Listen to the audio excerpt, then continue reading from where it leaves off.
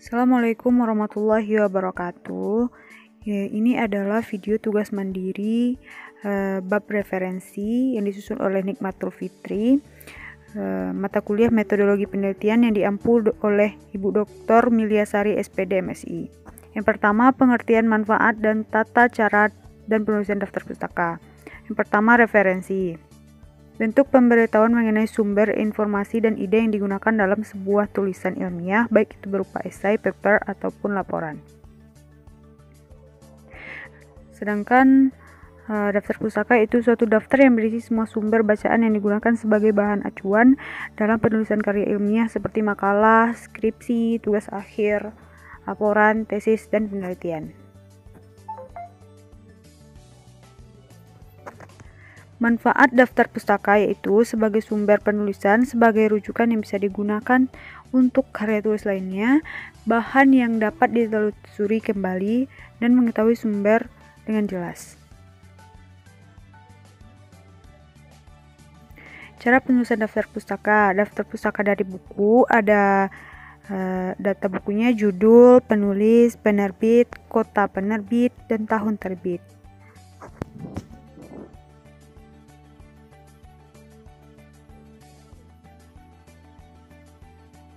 Nah, ini adalah contoh penulisannya.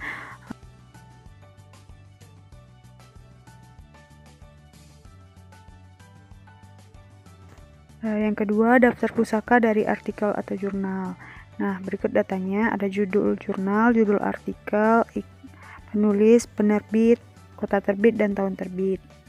Nah, ini adalah contoh penulisannya, penyusunannya.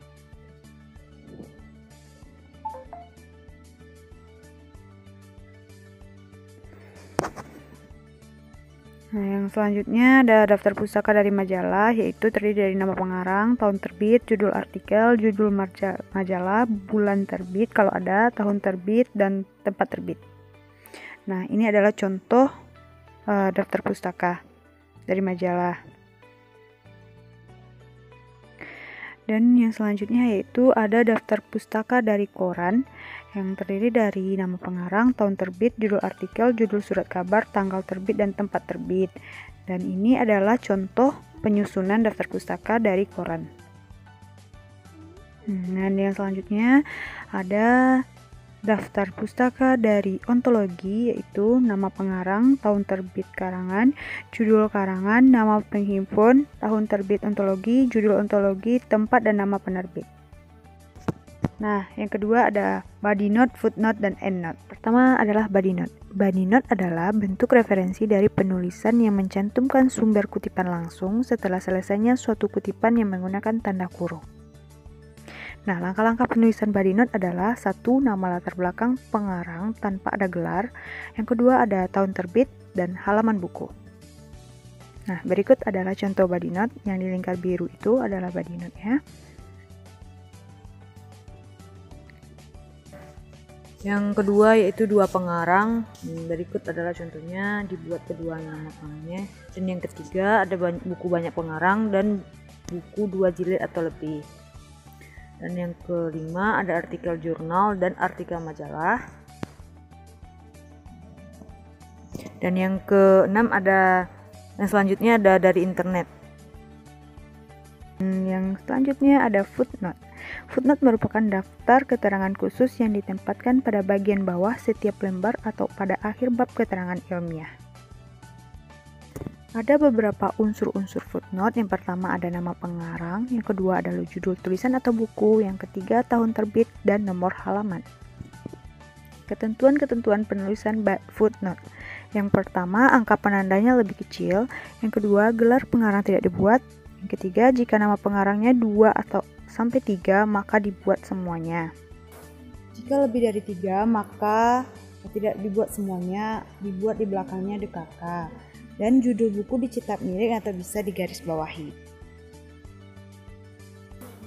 Tata cara penulisan footnote. Yang pertama, penulisannya dipisahkan oleh garis yang panjangnya 14 karakter dari margin sebelah kiri dan berjarak 4 spasi dari tulisannya atau teks. Yang kedua, diketik atau ditulis dengan satu spasi. Yang ketiga, harus diberi nomor. Yang keempat, nomor pada catatan kaki diketik dengan jarak 6 karakter dari margin sebelah kiri. Jika catatan kakinya lebih dari satu baris, maka pada baris yang kedua dimulai seperti margin teks yang biasanya. Nah, yang keenam, jarak antara footnote yang pertama dengan footnote yang kedua itu sama dengan jarak yang dibuat pada teks. Jarak spasinya pada teks. Yang ketujuh, catatan kaki harus ditulis pada halaman yang sama. Dan yang kedelapan, jaraknya 3 cm dengan margin bagian bawah seperti halnya pada aturan teks. Yang kesembilan, jika nama pengarangnya 2-3 maka dibuat semuanya, dan jika nama pengarangnya lebih dari 3 maka dibuat satu orang saja dan diikuti dengan DKK atau et al. Di belakangnya. Nama pengarang yang dibuat harus sesuai dengan nama aslinya, pangkat gelar tidak ditulis. Dan yang ke-11, judul buku atau sumber harus digarisbawahi dan jika diketik bisa dicetak miring. Jenis-jenis footnote ada 2. Yang pertama footnote lengkap, ditulis dengan mencantumkan nama pengarang, judul buku, nama atau nomor seri jika ada, jumlah jilid jika ada, nomor cetakan, nama penerbit, tahun terbit, dan nomor halaman. Yang kedua ada footnote singkat. Ini terdiri dari 3. Yang pertama ada ibid. Footnote yang akan dibuat sama dengan footnote yang telah dibuat di atasnya. Nah, cara penulisannya ditulis dengan huruf besar, kemudian diberi tanda titik, lalu diberi nomor halaman. Yang kedua ada object. Ini digunakan saat footnote yang akan dibuat sama dengan footnote sebelumnya namun telah diselingi oleh footnote yang lain atau sumber lain. Cara penulisannya nama pengarang, lalu object dan nomor halaman. Yang ketiga ada log sheet. Footnote yang akan dikutip sama dengan yang di atas dan dari halaman yang sama juga. Nah, cara penulisannya dibuat nama pengarang lalu buat log sheet. Dan selanjutnya adalah contoh-contoh footnote. Ini banyak banget. Yang pertama ada footnote satu pengarang dengan unsur-unsur nomor kutipan nama pengarang, judul buku yang terdiri dari kota penerbit, nama penerbit, tahun penerbitan, halaman, dan nomor halaman. Nah, berikut adalah contohnya. Khairil Anwar itu adalah nama pengarangnya, judul bukunya Deru Campur Debu, dengan tempat terbitnya Jakarta, yang penerbitnya adalah PT Gramedia Pustaka Utama pada tahun 1992 pada halaman 9. Nah, yang kedua ada footnote 2-3 pengarang. Ini unsur-unsurnya sama dengan yang satu pengarang tadi, cuman nama pengarangnya ditambah jadi 2. Ada Budiman dan Ahmad Setiadi. Nah, yang ketiga ada footnote yang pengarangnya lebih dari 3. Ini juga sama dengan yang sebelumnya, cuma nama pengarangnya Sri Utami dan kawan-kawan, tidak dibuat semuanya. Dan yang keempat, ada footnote dari buku terjemahan dengan unsur-unsur sebagai berikut. Nomor kutipan nama pengarang, judul buku terjemahan, nama penerjemah yang terdiri dari kota penerbit, nama penerbit, tahun penerbitan, ada hal dan nomor halaman. Nah, berikut adalah contohnya. Nah, yang satu di atas itu adalah nomor kutipannya. Muhammad Rabi itu adalah nama pengarangnya. Yang kelima, footnote, contoh footnote dari makalah atau jurnal dengan unsur-unsur, nomor kutipan dan nama penulis, judul artikel dicetak miring, nama jurnal atau majalah beserta volume atau nomornya, tahun penerbit dan nomor halaman. Nah, ini adalah contohnya.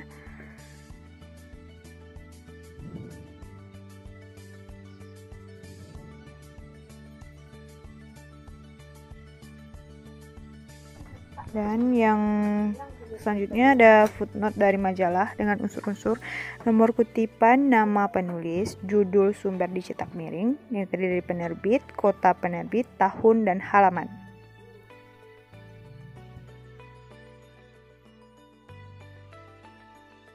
Nah, ini adalah contohnya. Mukhtar Naim itu adalah nama penerbitnya. Mengapa orang Minang Merantau itu adalah judulnya. Nah, yang selanjutnya ada footnote dari skripsi, tesis, ataupun disertasi dengan unsur-unsur, nomor kutipan nama penulis, jenis karya tulis, judul karya tulis dicetak miring, kota terbit, penerbit, tahun terbit, dan halaman sumber kutipan. Nah, ini contohnya.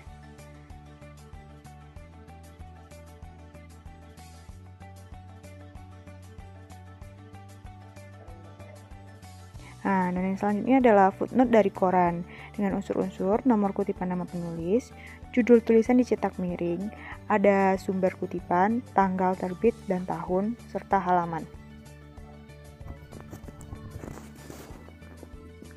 Nah, ini contohnya. Penulisnya Bambang. Peran keluarga dalam pendidikan anak itu adalah judulnya. Nah, footnote dari internet. Unsur-unsurnya yaitu nomor kutipan, autor, judul artikel dicetak miring, ada URL webnya, ada tanggal akses, dan tahun.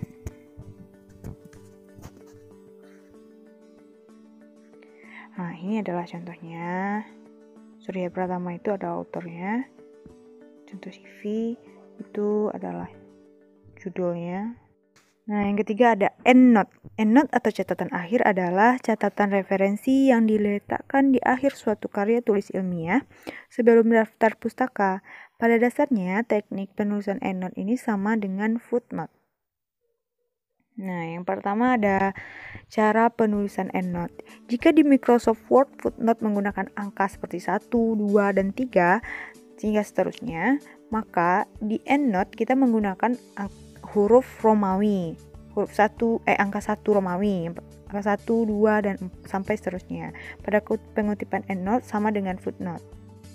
Nah, yang kedua ada contoh EndNote. Nah, yang di lingkar biru itu adalah contoh EndNote-nya, dan ini adalah paragrafnya.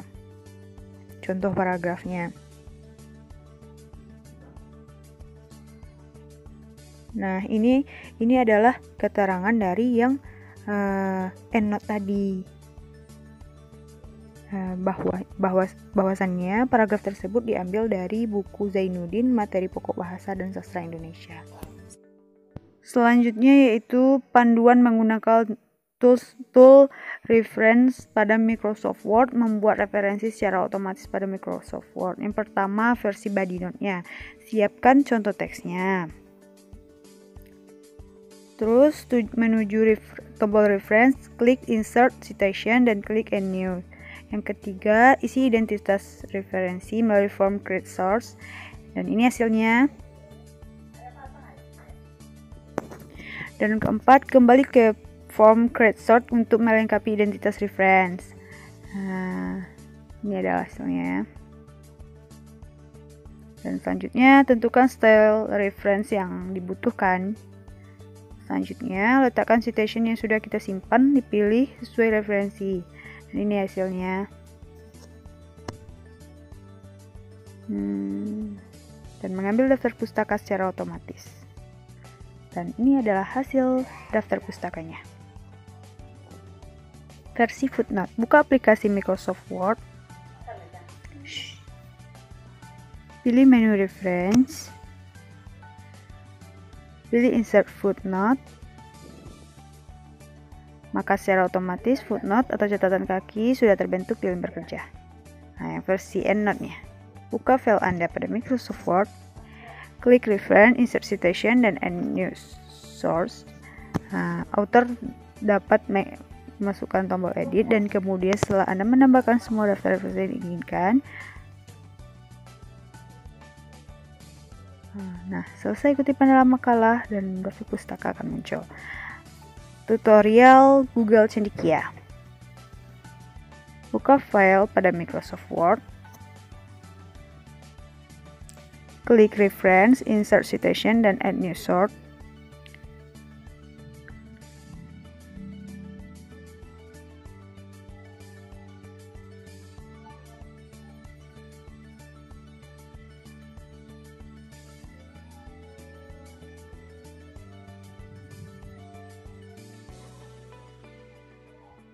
Tutorial aplikasi Zotero.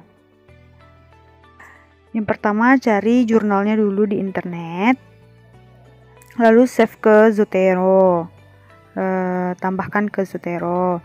Setelah itu, buat koleksi di Zotero, lalu buka Word dan klik Zotero pada Word tersebut, dan pilih paragraf yang akan dibuat referensinya. Nah, setelah itu cari nama atau judul jurnal yang diinginkan untuk membuat referensi. Nah, jadilah seperti ini.